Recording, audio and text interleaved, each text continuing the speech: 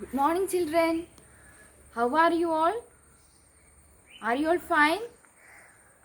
Are you all learning the grammar? Okay, today we are going to learn the 8th chapter. Today we are going to learn the 8th chapter. Noun. We are going to learn about noun. Do you know what is noun? The naming words are called nouns. The naming words are called nouns.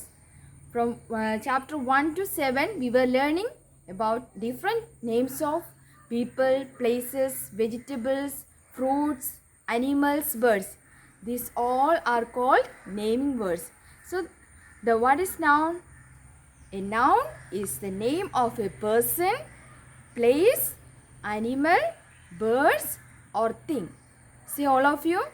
A noun is the name of a person, place, animal, bird, or thing. എന്ന് പറഞ്ഞാൽ എന്താണ് noun എന്ന് പറഞ്ഞാൽ noun എന്ന് പറഞ്ഞാൽ ഏതെങ്കിലും ഒരു വ്യക്തിയുടെ പേരോ പ്ലേസിൻ്റെ സ്ഥലത്തിൻ്റെ പേരോ അതുപോലെ തന്നെ എന്താണ് അനിമൽസ് മൃഗങ്ങളുടെയോ പക്ഷികളുടെയോ ഏതെങ്കിലും സാധനങ്ങളുടെയോ ഒക്കെ പേരിന് എന്താണ് പറയുക നൗൺ എന്ന് പറയുക. നിങ്ങൾക്ക് മനസ്സിലായോ? നൗൺ എന്ന് പറഞ്ഞാൽ എന്താണ് ഏതെങ്കിലും ഒരു വ്യക്തിയുടെയോ സ്ഥലങ്ങളുടെയോ മൃഗങ്ങളുടെയോ പക്ഷികളുടെയോ ഏതെങ്കിലും സാധനങ്ങളുടെയും എന്താണ് പേരിന് എന്താ പറയുക നൗൺ എന്ന് പറയുക. അപ്പോൾ നിങ്ങൾക്ക് മനസ്സിലായില്ലേ? അപ്പോൾ 1 തുടങ്ങി നമ്മൾ 7 വരെയുള്ള ചാപ്റ്റേഴ്സിൽ നമ്മൾ പഠിച്ചുകൊണ്ടിരുന്നത് പേരുകളാണ്. എന്താണ് പല സ്ഥലങ്ങളുടെ പേരുകൾ, മൃഗങ്ങളുടെ പേരുകൾ, ബേർഡ്സ്, ദെൻ സാധനങ്ങളുടെ ഫ്രൂട്ട്സ്, അങ്ങനെ വെജിറ്റബിൾസ്, അങ്ങനെ പല നെയിംസുകളാണ് നമ്മൾ പഠിച്ചത്. അതെല്ലാം എന്താണ് നൗൺ ആണ്. Did you all follow? Yes.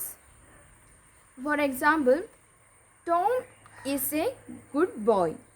Tom is a good boy. അതിലേതാണ് noun?